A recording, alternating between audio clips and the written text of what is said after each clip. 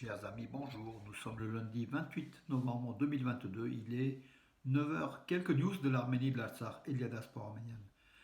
Tout d'abord, avant de vous donner des informations, je tiens à remercier le pasteur de le nouveau pasteur, le jeune pasteur de l'église évangélique arménienne, donc Hagop Koujikian, pour justement ce calendrier, donc tout en arménien, publié par l'église évangélique arménienne, avec toutes les plantes, regardez l'olivier, toutes les plantes et les arbres en fait, hein, donc qui ont le blé, donc l'élément symbolique, tout ce qui est contenu dans la Bible avec des explications.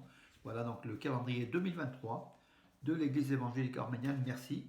Et puis, si je vous parle de l'Église évangélique arménienne de Valence hier soir, donc le pasteur Sarkis Pachayan de l'Église évangélique arménienne de Bruxelles a donné une conférence sur les témoins de Jéhovah sous la lumière de la Bible et de l'histoire. Voilà, comment dirais-je, une attaque, pas une attaque, mais en fait une démonstration des failles des témoins de Jéhovah qui avaient annoncé la fin du monde en 1874, puis en 1914.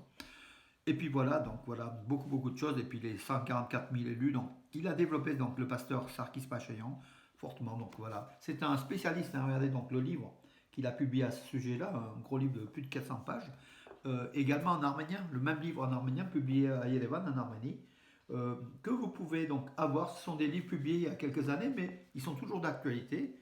Voilà, donc le pasteur Pachayan, donc voilà, très brillant. Il connaît le sujet. Et hier soir, il y avait du monde, hein, à l'église évangélique arménienne rue Salingro à Bourg-les-Valences pour justement cette conférence. Merci à lui.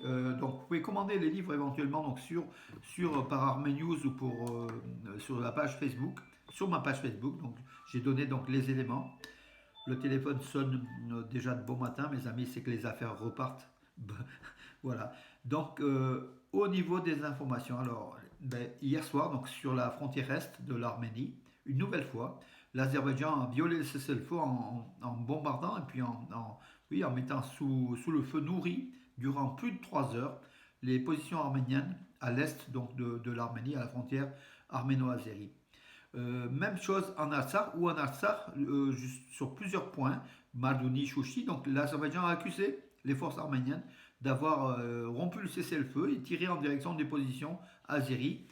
C'est l'inverse qu'il faut. Donc Stéphane Hackett a une nouvelle fois affirmé que c'est l'inverse, bien sûr, c'est de la pure désinformation. Et l'Azerbaïdjan régulièrement désinforme, et tous les jours, l'Azerbaïdjan viole le cessez-le-feu tant en Artsakh qu'en Arménie. Voilà. D'ailleurs, en Artsakh, les Russes ont fait un rapport la semaine dernière, les forces russes donc, de paix, et ont affirmé que par 3 fois, l'Azerbaïdjan avait violé le cessez-le-feu. Voilà donc les Russes qui commencent à parler et avaient évoqué justement ces actions, ces violences de l'Azerbaïdjan dirigées contre les Arméniens en Artsakh. Voilà, c'est vrai aussi en Arménie, hein. Mais jusqu'à présent, les Russes protégeaient plutôt, pour maintenir peut-être un statut précaire, hein, de paix, n'accusaient pas ouvertement Bakou. Aujourd'hui, les Russes accusent Bakou de violer le cessez-le-feu en Artsakh. L'Arménie, donc hier, bon, plusieurs régions étaient sous la neige, hein, il commence à novembre, donc fin novembre, bientôt début décembre. Le climat était hivernal, donc les neiges sont tombées déjà il y a quelques jours. Par contre, toutes les routes, toutes les voies de communication en Arménie sont dégagées. Et ça, au niveau des services donc, routiers donc, de l'Arménie, comment rodés, ils sont rodés justement à cela. Et donc la circulation continue malgré la neige, malgré le froid, malgré le gel. Voilà, avec du dessablage et compagnie.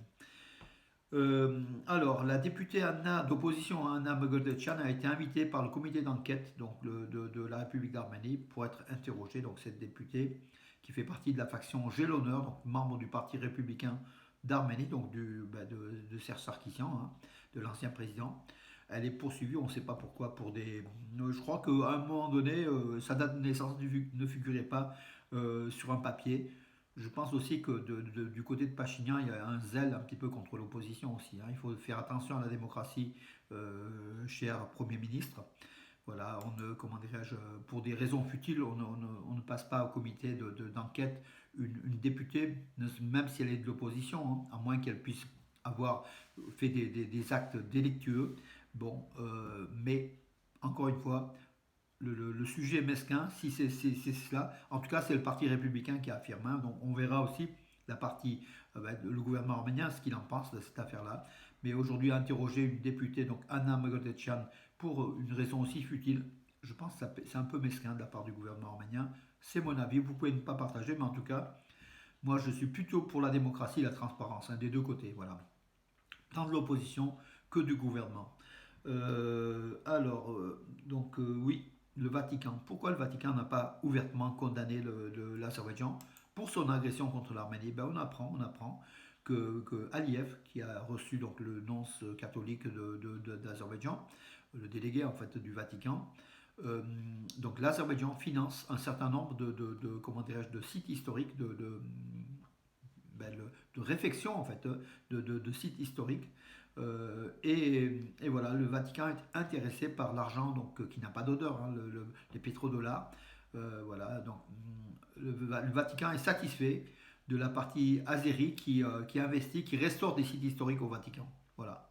Donc la raison pour laquelle le Vatican n'a pas accusé l'Azerbaïdjan d'avoir agressé l'Arménie qui est premier peuple chrétien du monde, hein, le premier peuple. Et ça, le Vatican, il devrait plus se rappeler de cela. Voilà. Alors, pour vous dire, l'économie de l'Arménie qui va enregistrer 14-15% de croissance d'ici la fin de l'année. Dans les 10 premiers mois de l'année, entre janvier et octobre, le commerce extérieur de l'Arménie a battu des records avec une hausse de 66,4% par rapport à l'an dernier, ce qui est énorme, avec environ près de 11 milliards de dollars de transactions commerciales, donc du commerce extérieur, c'est les exportations de l'Arménie. Hein, voilà.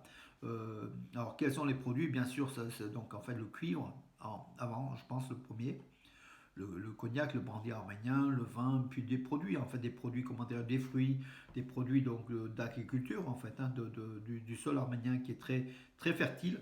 Et cette année, les productions ont été à la hauteur. Voilà, comment dirais-je, un beau résultat. Donc, ce commerce extérieur de plus de 10 milliards de dollars, hein, donc voilà, près de 11 milliards sur les 10 premiers mois de l'année. Principale, bien sûr, destination, la Russie, mais pas que la Russie, aussi l'Ukraine, aussi l'Europe, aussi beaucoup d'autres pays. L'Arménie exporte, voilà. Et c'est une bonne chose. Alors oui, la manifestation, chers amis, ceux qui sont à Paris, donc demain, le rassemblement le 29 novembre, devant l'Assemblée nationale. Donc c'est à l'appel du CCAF France. Voilà.